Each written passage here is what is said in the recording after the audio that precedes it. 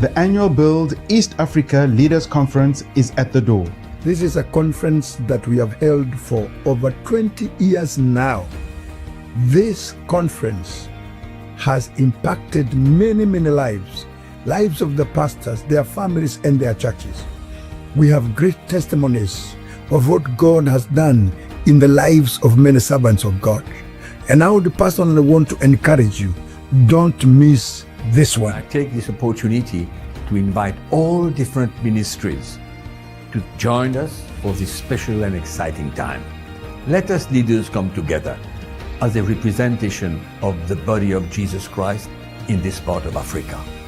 Don't miss this opportunity. I will see you there. God bless you. Join us in Nairobi from the 13th to the 15th of August at 9 a.m. at the St. George's Girls Secondary School. Contact us now and see you there.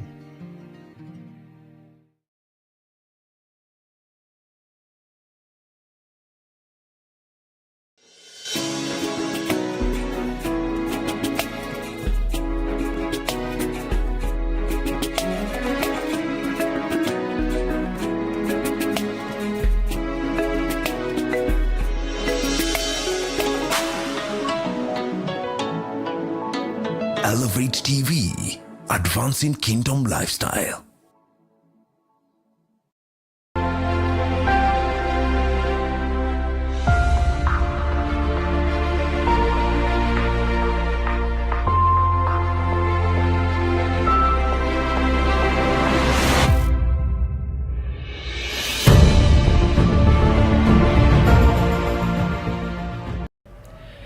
Yes, welcome to Man Unveiled. This is our Man Unveiled Wednesday. I'm coming to you live from the Apostolic House here at the City Center. This is Elevate TV, where we advance kingdom lifestyle. I'm so grateful that you have joined us tonight, and I know this broadcast will really bless you. We are continuing with the series that we began last week. We are looking at the twists and turns of life, and we are featuring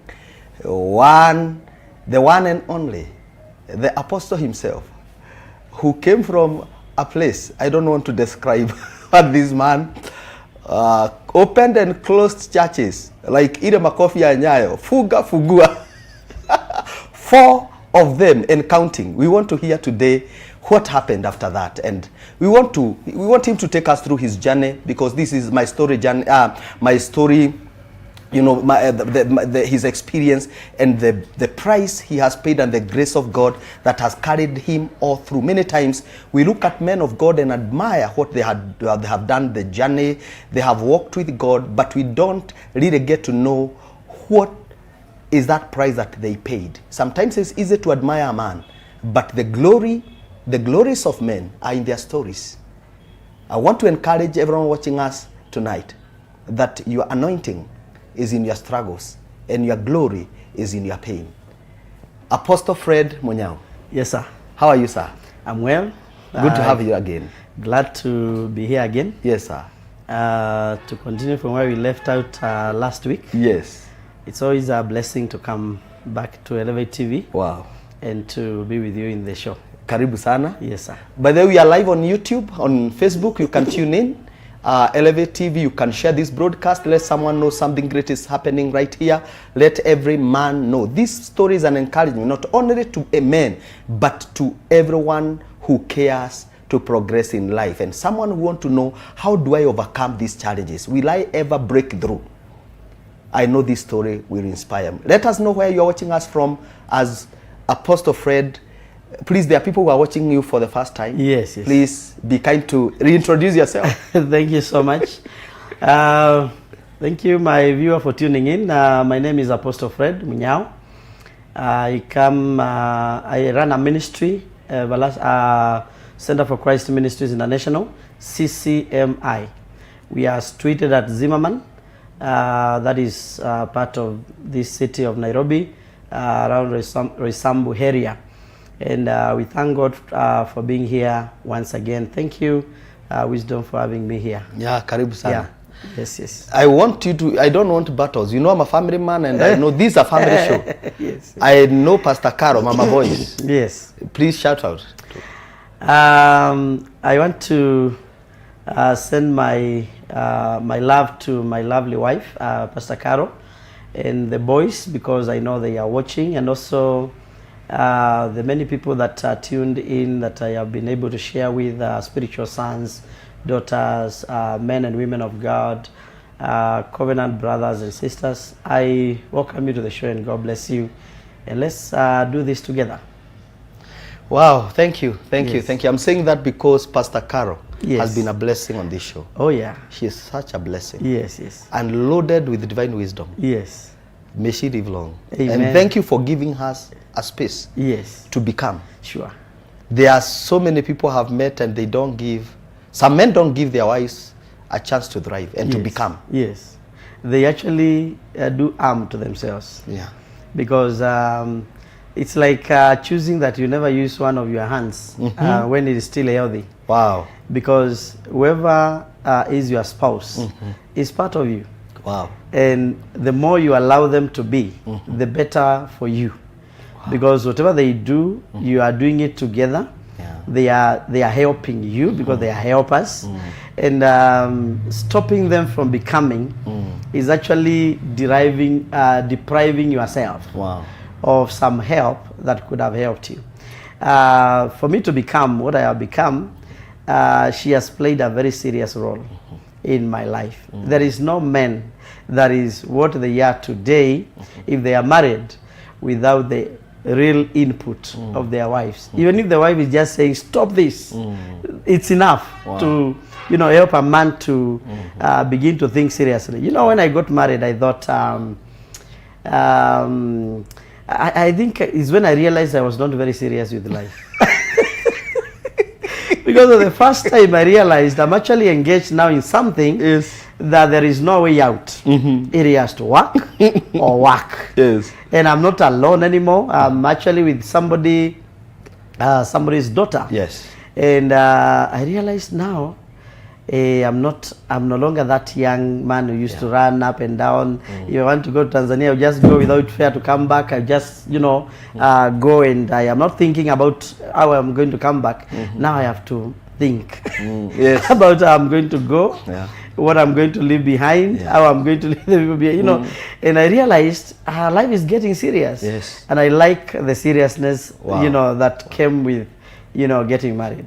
There's one of our media guys called Busoro. He should be hearing this. They say that a man is never serious until he marries. Exactly. And they say that ladies, single ladies, Yeah. take life so seriously Yes. when they are not married. They mind so much about the future Yes. when they are single. Yes.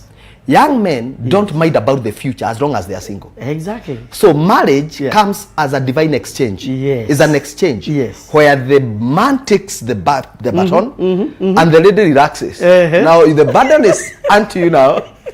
Run wherever you want to run. Yes, yes. That's it. Yeah. That's it. And by the way, actually picking up from where we left out last week, because it's very relevant to what we're discussing right now. Because having to close 5 churches. Yes. And we are not closing because it was luxury to do so.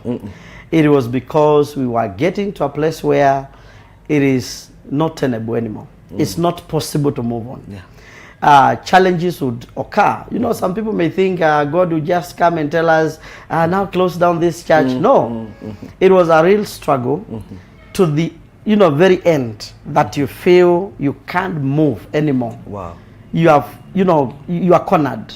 Maybe something that our viewer need to know is that you had heard from God that you have been called to serve Him. Yes. So you are not opening these churches just from a feeling by that assumption. I need, but by assumption, try and error that I usually feel that I can be a pastor, or you went somewhere and preached so powerful and people told you, by the way, you can be a pastor. You heard God. When I was 12, Jesus appeared to me. Not just hearing, I saw Him.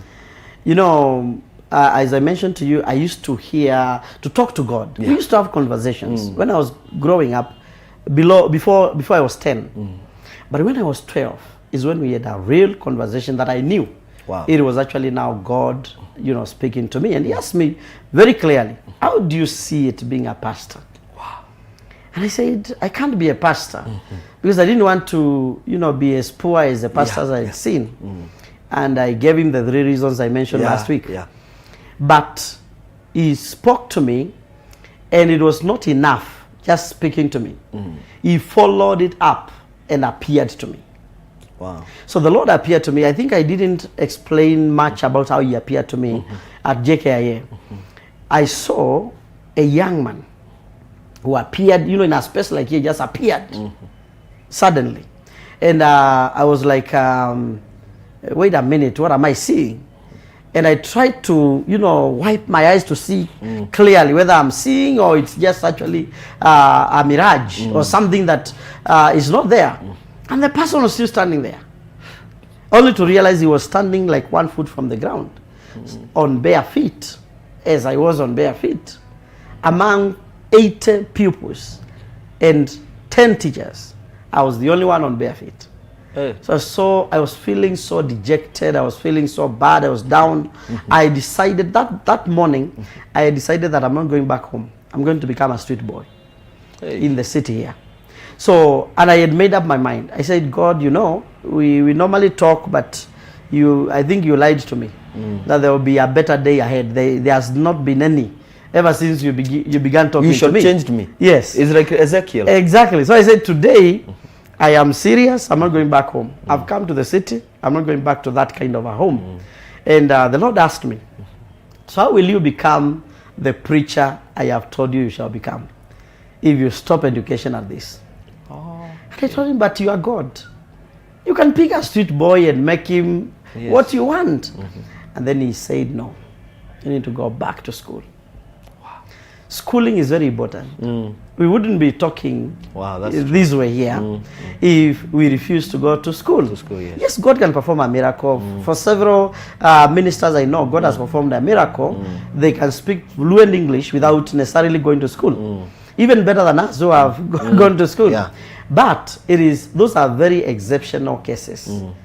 God likes to train a person in the way that a human being is trained. Yes. So that when he wants to speak to human beings, he can have a human being who can understand the fellow human beings and who can speak on his behalf, who can allow him to speak on his behalf. But so that day I said, I will become a street boy. And the Lord prevailed over me.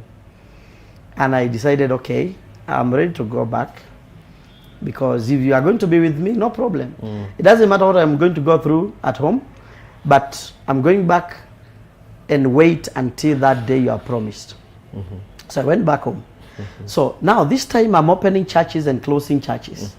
Remember, it's about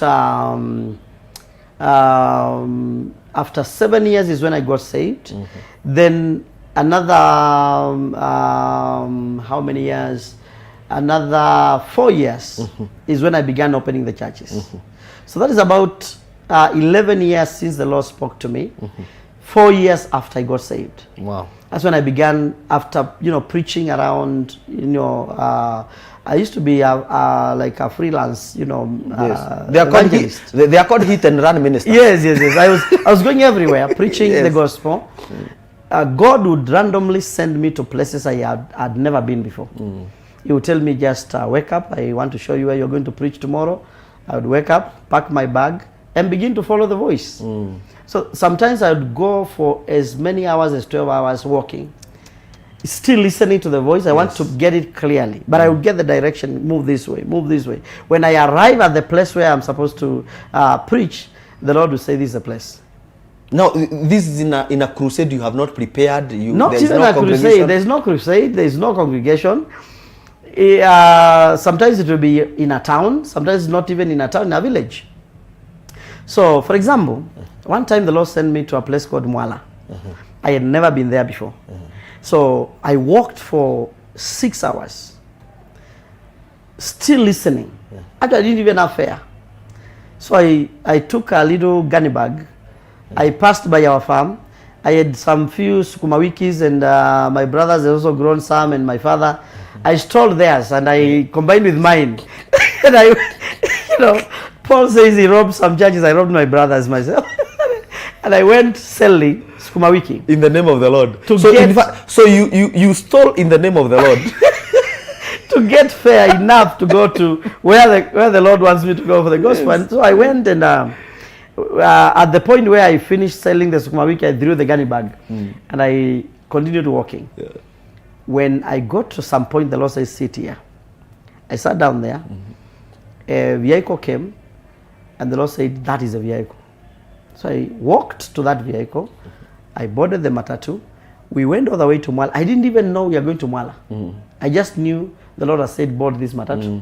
So I went, we passed several markets. When we got to Mwala, the Lord said, alight now. You have got to the place. Wow. So as I was walking out of the vehicle, I had a voice. This is a place. Don't seek to go any further. So I went into the market. After a few days, that's another long story how I settled in that market. After a few days, the Lord said, I didn't bring you here to just sit. Go and preach. So I began to preach. The church that I entered into, they didn't have a PA system. The pastor was purely a pastor. And I would go into a church. If I realized that the pastor is purely a pastor, I become the evangelist of the church. If I realize that maybe the pastor is too evangelistic, I become the pastor, but an assistant pastor in the church. So in this particular church, the pastor was not going out to preach. So I began to go out and preach the gospel. So I would pick a piece of paper, carton especially, I would dust it, in the market, and then I roll it and begin to preach, to be my own speaker. I preached for 9 months consecutive, every day, 3 times. One day I was so tired, I felt I don't want to preach anymore. So I decided to sleep at the time that I'm supposed to be preaching at around 2 p.m. I just laid myself down to rest. And the Lord appeared again to me. Yeah. And he said, rise up, go preach. And the tone was like, that urgency. That command. It was not like excuse me, sir. No. It was a real command. I woke up from sleep. I jumped up and I ran to the marketplace. And I continued to preach for the next 9 months straight. Every morning at 5 a.m., every afternoon at 1 to 2, and then in the evening I'll be preaching there. And there were serious attacks from the demonic people within that market. But the Lord gave me a lot of victory. So one day he says, now it's enough. And he shows me a vision.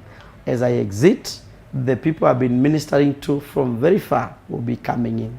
Wow. So I left the place. Immediately, people flocked that church. Wow. So many of them. So much that the church broke into 2 churches and they were both full. Wow. Yeah. And The they harvest. bought a space, yes, within the market, and they built churches. The churches are still there up to now. Wow. And so, you see, the Lord was speaking to me. So even when I was opening the first church, I heard from the Lord. You had an encounter. Oh, yes. The second church, I heard from him. The third church, the same. Now, the fourth church, that dramatic closing, and we became members of the same church that we were pastors before. And now, I thought to myself, what am I going to do here? And the Lord had begun to speak to me about tithing. All this while, about 10 years of my life in salvation, I didn't understand tithing. I actually didn't understand giving. So the Lord said, the way you are moving, you will never get out of this poverty. You will be expecting me to bless you because you are doing a lot of work. You are doing a lot of ministry work. But I will never bless you the way I have promised in Scripture, because you are not, you're not stepping in the steps that cause somebody to receive the blessing, the material blessing. You can be so blessed spiritually, but then there is no material blessing. Yeah. Because the spiritual blessing has to translate into physical, material, monetary blessing, and all assets and all that, so that you can now be able to serve God better than you are serving Him when you have nothing. And blessing is God's idea for salvation. Wow. So that time I am there and I'm wondering, God, how do I even begin? Because you said I resigned, and I resigned where I was working, and now I'm here, and you want me to still tithe. What am I going to tithe? Because I resigned where I was working. I'm not working. And the Lord said, no. Look for something you can do to get something that you can give. Because you don't live by, no believer is expected by God to go out and earn a living. The moment you go out to earn a living, you lose it. What are you supposed to do, sir? To go and earn a giving. Yes. Because the Bible says those who used to steal, they should stop stealing and do what? Look for something to do with their hands so that they may be able to give to the one that is needy. He doesn't even mention so that they may be able to feed themselves or to be able to clothe themselves or to be able to do anything, but to be able to give. Because it is in the giving that now you are able to live. You live by giving. You work to earn a giving. You know, those are very heavy statements. Yes. Very important. Because any believer that is still trying to earn a living by what they do, they are still trying to operate under a curse of toiling when they are actually blessed by God to be able to live under the blessing of Abraham. Wow. Yeah. So anyone that just thinks that everything I get is mine. The consumerism mentality. Exactly. You know, God can do so many things, but there are a few things he can do. One of them is to bless selfishness. Okay. So the moment he sees selfishness in a man, his blessing is frustrated from accomplishing that which this man was supposed to accomplish. And actually I realized that most of the frustrations I was facing in ministry were actually stemming from selfishness. Wow. I didn't know that I was selfish. I know there are so many men who are listening to me, they don't know that they are selfish. Because if you are not liberal with God, you will not be liberal with your family. And when you're not liberal with your family, the kind of battles that you are going to face, they will be battles with no end. Yeah. It will be Armageddon in the house. If you can steal from God, then you can steal. You're a very dangerous thief. That is it. Yeah. Actually, the training that God gives to us, it is so important how we relate with him. Yeah. Because it was actually now after closing the fourth church that I went into business. And the way I went into business was before I closed the fourth church, the Lord had taught me a few, things about breaking selfishness. And he told me, he's the one who told me to resign. But he's the same one who told Abraham, go and sacrifice your son. And he's the same one who said, now don't. Obedience. Wow. That you are obeying a previous instruction becomes a disobedience in the face of a new instruction from the same Lord. So if God told you something today, and then tomorrow he says something else, and you continue obeying the previous instruction, you are very disobedient. Because man shall not live by bread alone, but by every word that proceedeth. Not that proceeded. Proceeded forth from the mouth of God. It's a continuous tense. It's a continuous tense. You have to be in tandem, listening and hearing what the Lord is. By the way, the voice of God is the carrier of the blessing. Say that again, sir. Yes. The voice of God is the carrier of the blessing. Any giving that is not emanating from a voice that you have received from the Lord, it doesn't bear fruit. There are people who are sacrificing a lot and they have nothing to show for their sacrifice. Why? They are doing it by themselves. They are disobeying the voice of God and then they do what they want to do. That is what now the Bible says, obedience is better than sacrifice. So you are sacrificing a lot. And he is not in the sacrifice. It is in the obedience. Exactly. So he has to tell you what to do. There are even people, maybe men of God who are listening to me today, who are sacrificing a lot in a location God never planted them there. Wow. Yeah. The way of a transgressor is hard. And you can transgress when you are a saint, but you're still in transgression. Wow. Yeah. So if you are planted yourself somewhere, or maybe you are doing something that God didn't plant you there, it is one of the reasons that that will lead to frustration in ministry or even in business. And maybe I say this, man of God. Yes. Do you know that when we closed that 50 church, the Lord began to give me ideas on what to do. The first one was begin to be consistent in your tithing. I thought he would tell me what to do so that the church Can grow. But he began to grow me, not the church. Okay. Because if I grow, the church will grow. Okay. Yeah. That's good. So God began to talk to me about tithing was number one. Then number two, sacrifice was number two. And then I began in a very funny way. My brother-in-law was staying with me. I was trying to school him, pay his school fees. He was with me from class 5. Now he has gone to secondary school. I'm not able to raise school fees. I tried to talk to the teachers until there were no more words to talk to them. So the first year in secondary school, there was a lot of, a huge fee balance. So in December, I got 5,000. And I said, this one, nobody will touch it until we go with it to the teacher in January. Yes, this school fees. Yes. I must prove myself. Yes. Yes. So I kept it. We would suffer when the 5,000 is still there. Yes. Then one You day must redeem yourself. Yes. You know you have been promising. Exactly. So one day the Lord says, this is not school fees. I said, what is it? This one is a sacrifice. I said, God, if it was my own children, I would actually give you now. Yes. This is an in-law we are talking about. Yes. These people will think I don't care about them. Poverty can embarrass you before your mother-in-law. Exactly. Poverty is dangerous. And I said, God, I can't do that. Then the Lord said, no, you have to do it. Let me tell you, I tearfully gave out that 5,000. Actually, I passed by here, I was in a church somewhere past the city. I didn't have enough fare.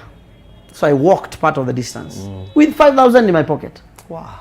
And let me tell you, the following day, this young man got a scholarship. Wow. A full scholarship. That's a miracle. In a school that I couldn't afford. You know, there the fees was about 5,000, 6,000. Yeah.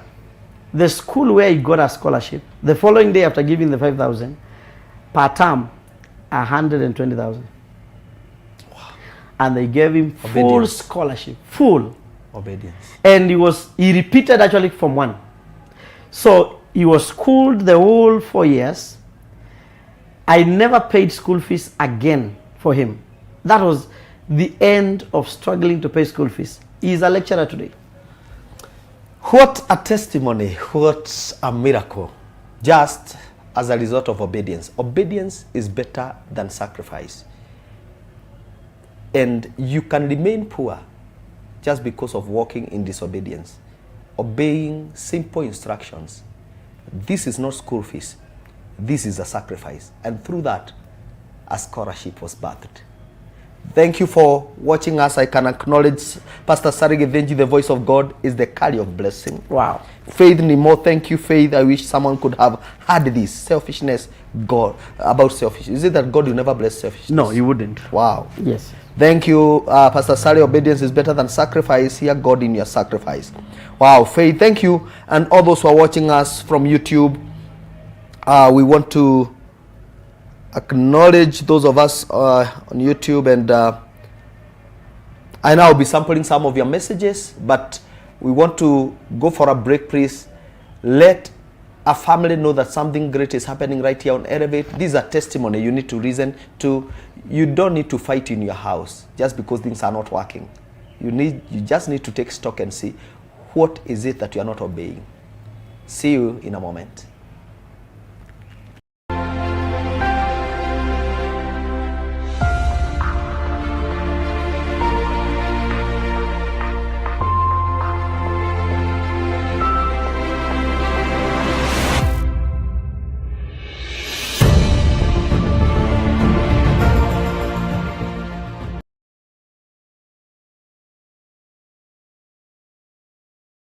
This is Maria here. Hi, I'm Evangelist Michael. And we are here on the grounds where we're going to be holding the Mass Youth Crusade from August the 6th to the 10th at 3 p.m. Yes, and we want all Gen Z and Mathare to come be a part of it because it is specifically for the youth in this area. We believe the Lord is coming after the lost, the broken, and the hurting. So if you know you need an encounter, meet us here August the 6th to the 10th at 3 p.m. You don't want to miss out. We'll see you there.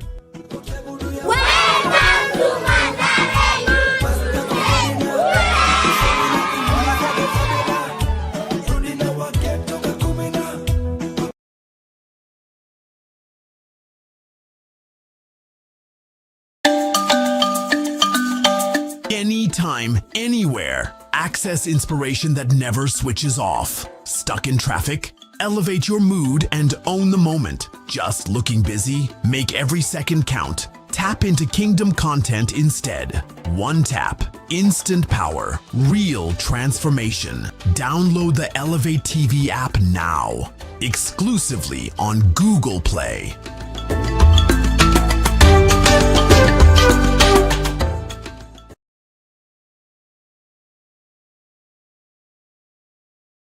Elevate your brand with Elevate TV, a premier media station in the country.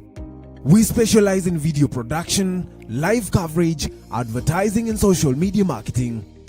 We do quality production for YouTube videos, podcasts and live events. Transform your vision into reality with creativity and precision. Call us today and elevate your story on 0705 872 237.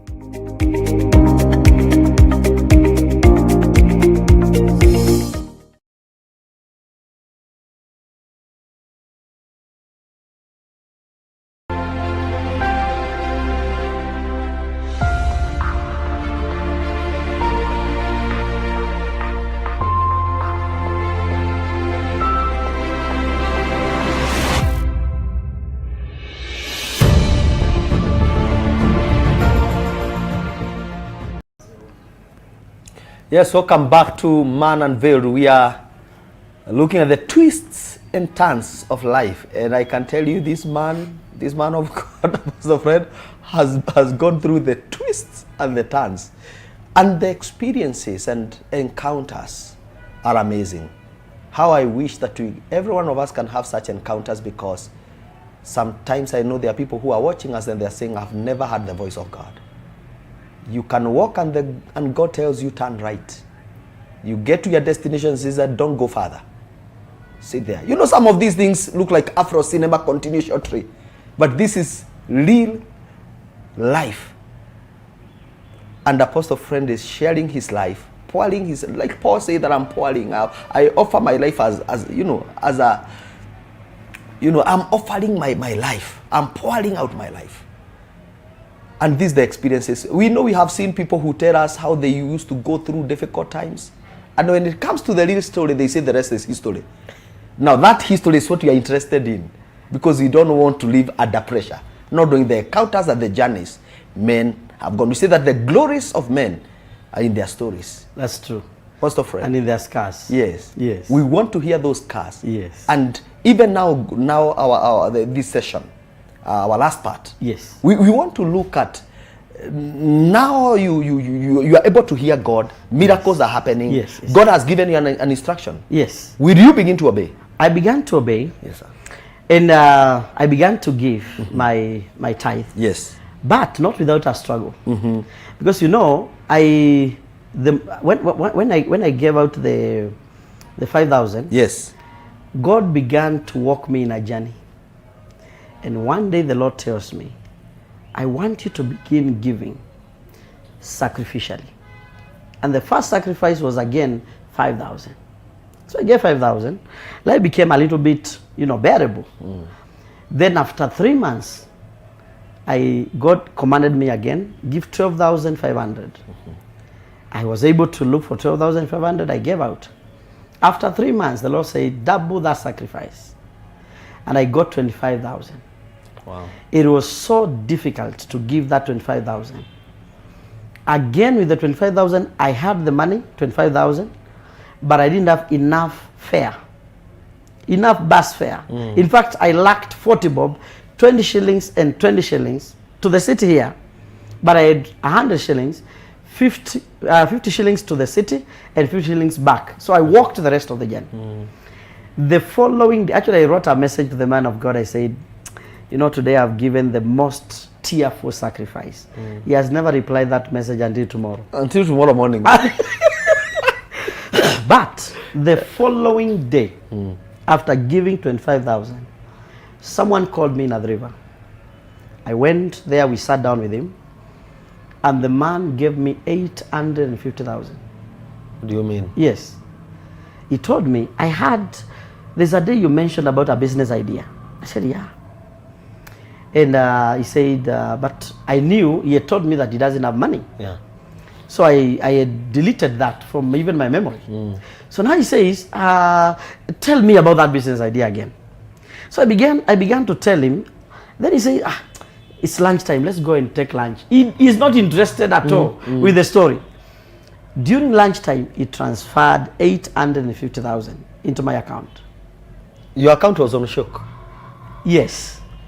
And then he said, go do what you said you would do.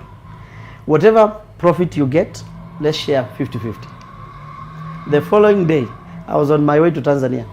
Hey. The following morning, You have not left Tanzania. I went to Tanzania because I knew where I could get some raw materials for animal feeds or farm feeds. Okay. So I went to fetch sunflower cake. And I went there, I loaded a truck, came back, sold, we divided the money into two.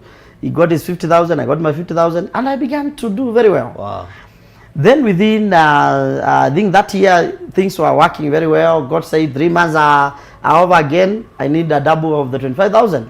It was easy to give 50,000. I gave 50,000.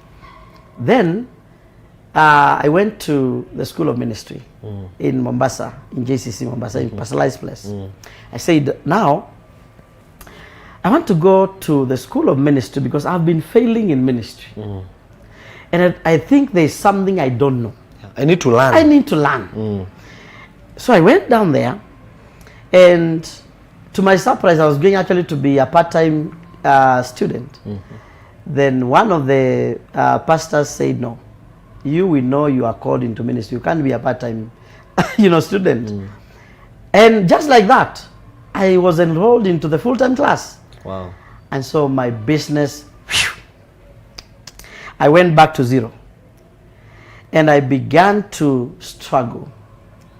But I knew it is just 1 year. Once I'm through with the School of Ministry, I go back to my business. But that struggle was serious struggle. I struggled until by the time I was through with the class, I said, I think I need to quit ministry completely. I think it's not meant for me.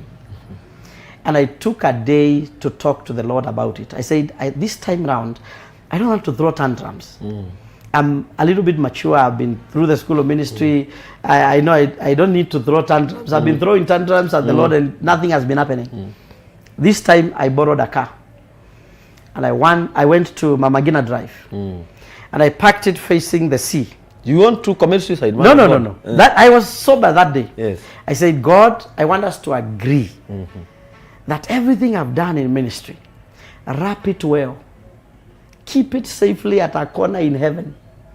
When I come to heaven, in the area of pastors, that is what you are going to pay me. From today, give me the grace that you give to other family men. I just want to vent for my family, nothing more. I just want to vent for my family, and I'm not rebellious. I've served you in very difficult situations and circumstances and places. I've done open airs. Exactly.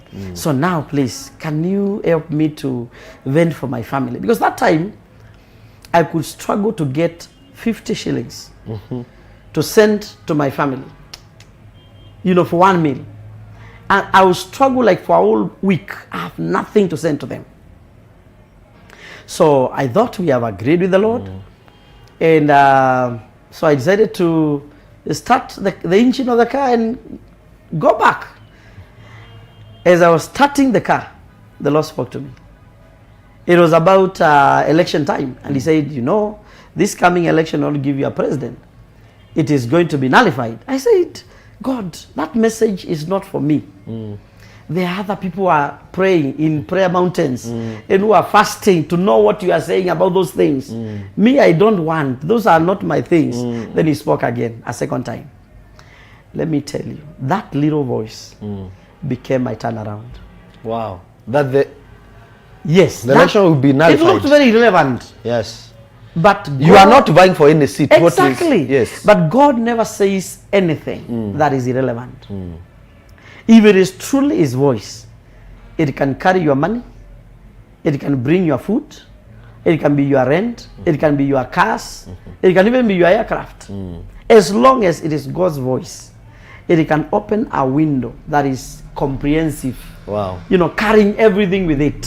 What happens to the message? Let me tell you, that message, when he spoke the second time, he said, record it. So I took a little phone that I had, and I said the same things that the Lord has said, and I posted it on YouTube. And I forgot about it. Then the election came, and it was nullified. Immediately, I saw people began to engage that little video. So many people engage, from about 10 views or so to 80,000 views within a very short period of time. Then the Lord said, now do another video and place your number there. So I did that. It was like, you know, the way you would guide a little kid. But I'm wondering, what I'm praying, why are you not answering what I'm asking you? Where are you leading me to? You know, I'm not a political person. Exactly.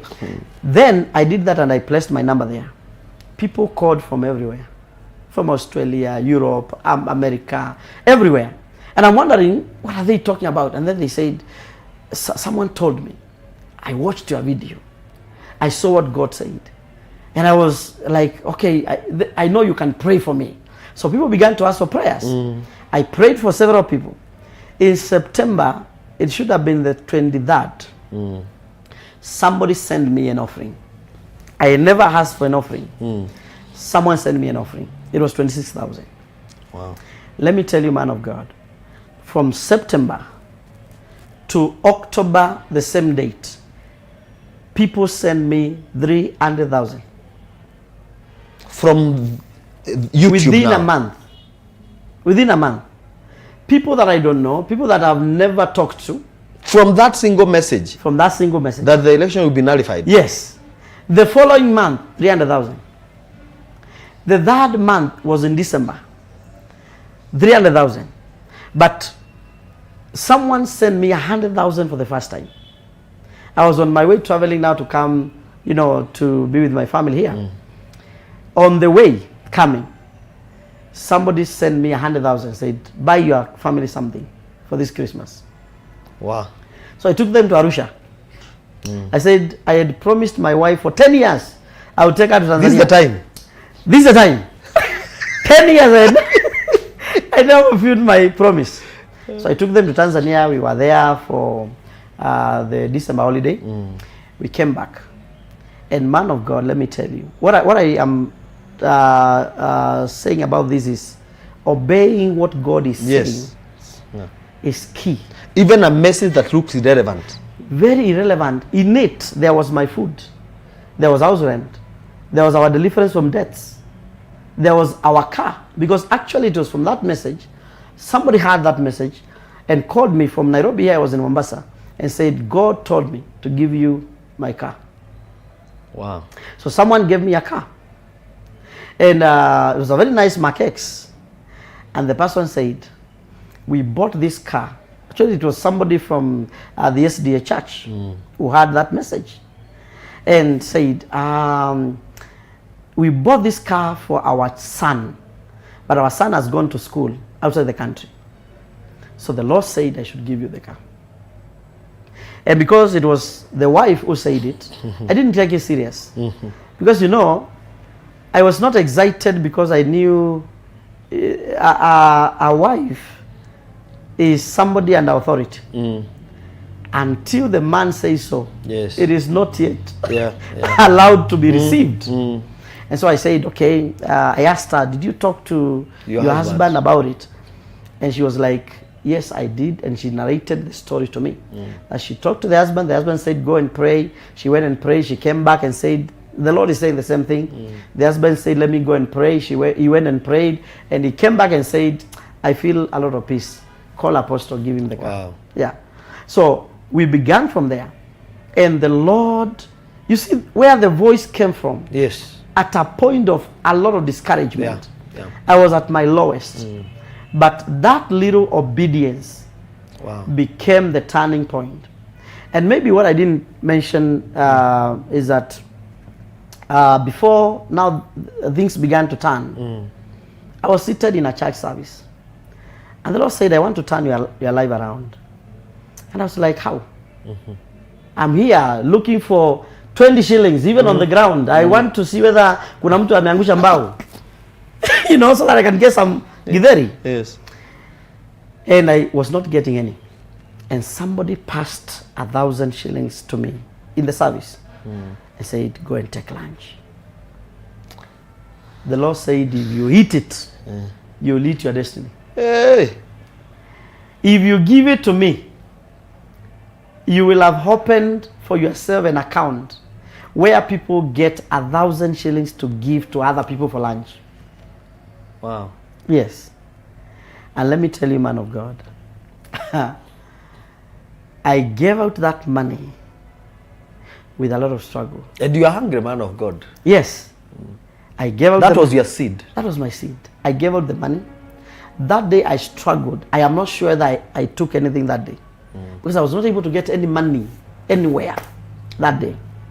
But it was the last day that 1,000 made sense to me. It was the last day.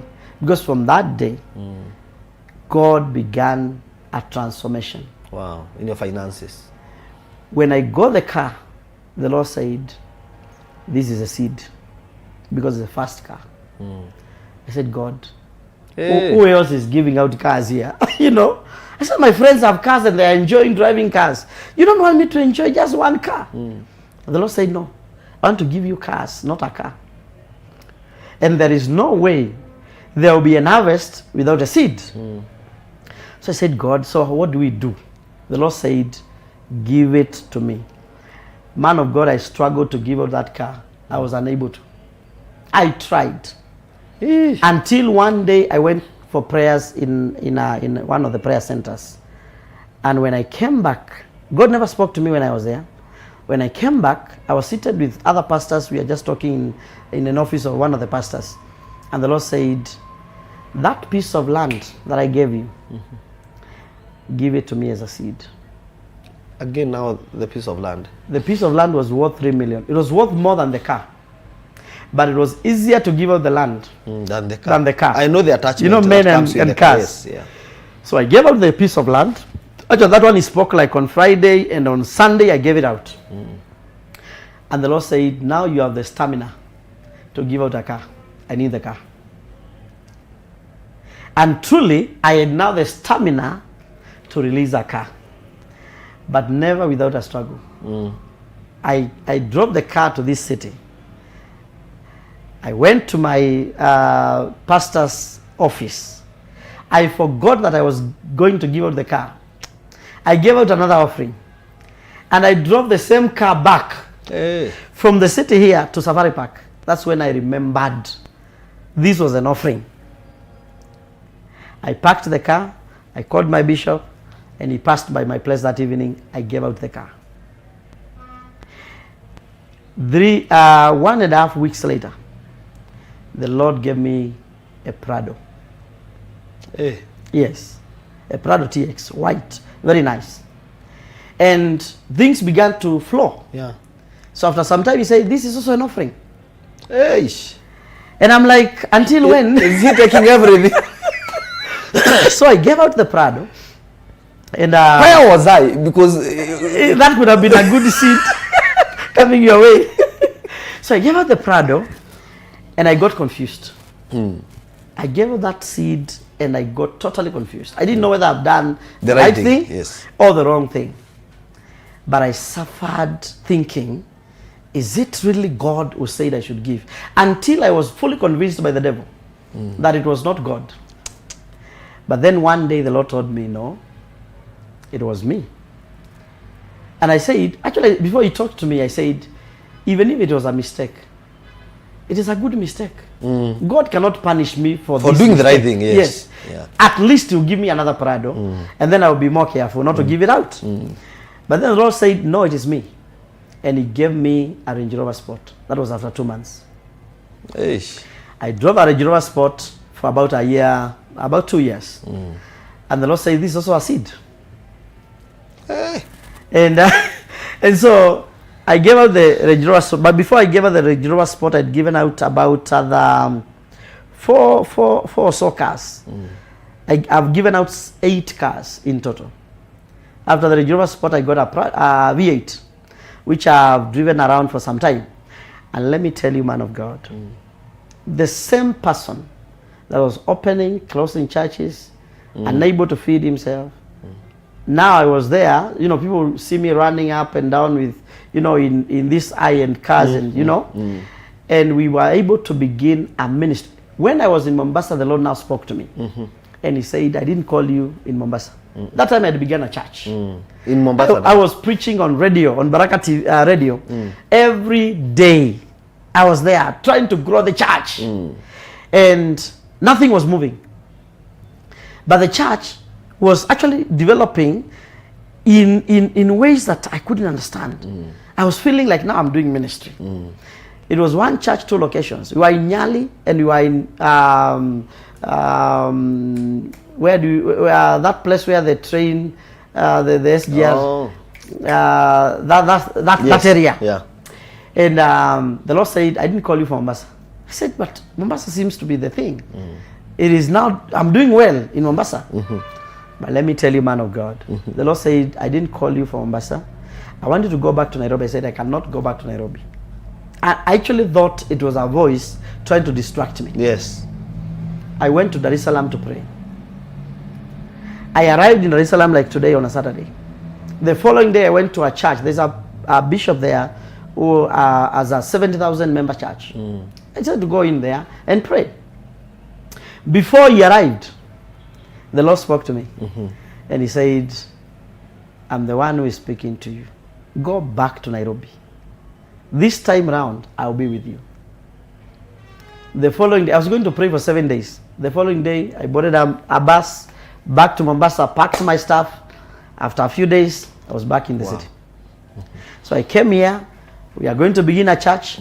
And let me tell you, by the grace of God, we began a ministry, which has now several branches. Actually, we have many branches across the country, which has now gone to, it is actually the reason why we have been able to preach in some nations, like in the UK, in South Africa. It was from that little church that we began. And I tell you, man of God, when God says, I'll be with you, He will really be with you. Wow. We began to move in a way that I wondered, you mean God was still here? But those churches we were opening and closing, they were not a loss. They carry a wealth of experience. It was a training. And training, yeah. So if any minister of the gospel, you have failed once, don't stop. Even Peter failed. And he toiled the whole night. Talk even to a businessman. Yes, even a businessman. Peter toiled the whole night. He knew how to fish. It is a business. He fished. He tried to fish the whole night. He caught nothing. The Lord said, now cast your net. But it was after Peter offered his ship for the Lord to use it to preach the gospel. Wow. Try and offer something to God to use. You know, that is related to your business. And then the Lord will tell you, now launch into the deep for a catch. Wow. And you get something that you never thought you can get. Maybe I say this, man of God, as we come to the conclusion. God is not a failure. You are His project. He will not begin to fail with you. Wow. If you have failed once, it is you. It is not the Lord. You have failed twice, it is you, it is not the Lord. The Lord's project is still progressing, and at some point, you'll be well cooked to be served to the people. Wow. What a powerful, powerful testimony and story. And what Apostle Fred is saying right here from Man Unveiled is that God can be trusted. And the track record that he has kept over the years is that he never fails.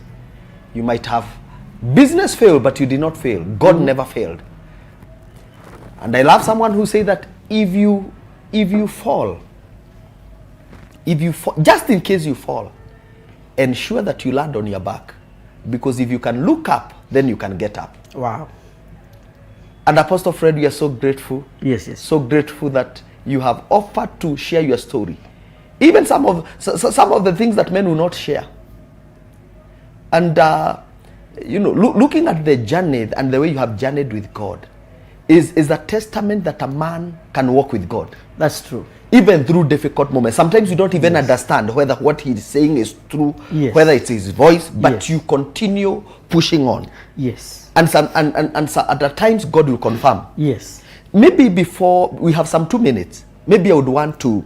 There was a time that maybe a viewer would want to hear. Yes. There was a time when you are going through those storms. Yes. That you decided now, life, this thing is not working. Yeah. My wife is working. Yeah. You go work. I'll take care of the house chores. Yes. And the children. Maybe you can share something because there are men who are there. Let me tell you, when I realized that my wife had a job, yes, I didn't have a job, and ministry was not giving us anything, or it was not even, I was not getting direction in ministry. I decided I don't need to tire her with paying house help when I'm at home. Yes. And I decided I'm the one who is going to take care of the children. I would wash our babies, cook for them. I would actually wash those napkins. You remember the napkins? Yes. There was no money for Pampers. Pampers, yes. And there was not, I think those days it was okay to have napkins. Yes, yes. I would wash, that. And I heard some women talk in the plot. Hey, this guy, amekaliwa sana. He's the one who washes there. So the following day I decided, let's talk about it, all of us. Yes. I got all the napkins outside and basins outside, and I decided to wash them from outside at the entrance to the plot. Everybody, seeing what I'm doing. And my intention was, let somebody ask so that we can talk about it. Yes. It is no longer a secret, Yes. a gossip. It is the truth. I'm the one who does it. And I'm proudly doing it. I even had going. So I used to carry our babies. And you did it graciously. I enjoyed doing it. Wow. Let me tell you, man of God, I never felt like I'm doing the wrong thing. Even once, I never felt like I'm doing the wrong thing. Because my wife is my friend. Yeah. She's doing what I'm not able to do at that moment. And thank God that she was able to understand and agree that we can switch roles. Wow.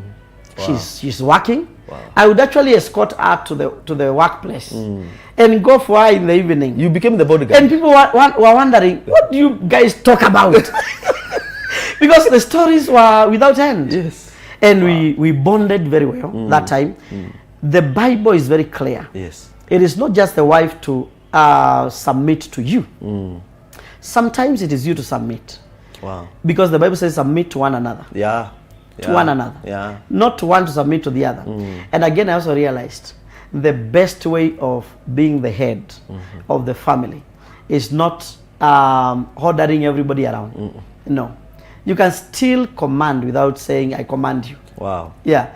Because there is a way that people know their place. And if you can be able to portray that tender side in your family, it will work better for you than when you try to be manly. Yes. You try to everybody use force. knows you are the man in the house. Yeah. Everybody knows. You don't have to tell us.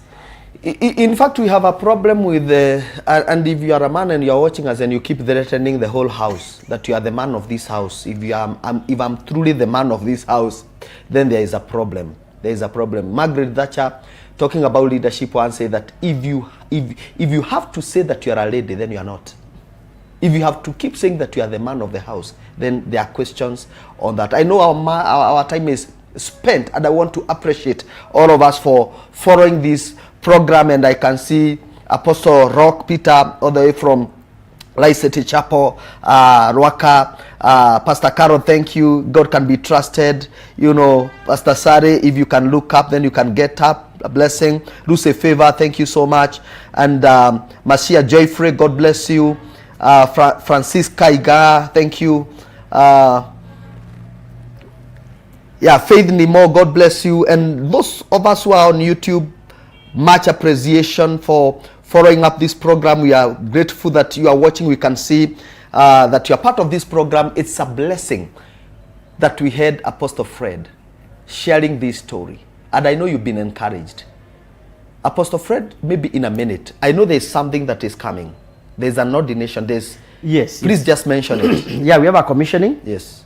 I'm being commissioned as the apostolic leader of our ministry. Yes. That is CCMI, Center for Christ Ministries International, on the 16th of August, 2025. We believe in the commissioning, not, and there's a reason why we call it the commissioning. It is not just an ordination, because ordination you are ordained long is time done ago by the Lord Himself. And so we are being launched into the deep for a catch. Wow. And I want to welcome all of you. Please come, be our guest, and celebrate with us, and God is going to bless you. Where is the ministry? Where is the church? We are situated at Zimmerman, just behind the Midas Academy in Zimmerman. If you come there, you'll be able to see the church just right behind the Midas Academy. There is a signboard directing you to the church, and it is not a place where you can get lost. Center for Christ Ministries International, behind the Midas Academy. And I just know that it is possible that you have not subscribed to this channel. Please do, because this is where you can find us again and again. And I've run a ministry, a media ministry before. I know if you are able to support the ministry, Elevate TV, you can be you can be giving God a platform where He can share Himself to the people.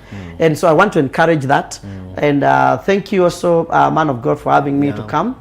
And maybe I also appreciate Apostle Juma, who is a father in the city, a man that God has given a platform for us to be able to come and share the word. We appreciate you, man of God, and may God bless you so much.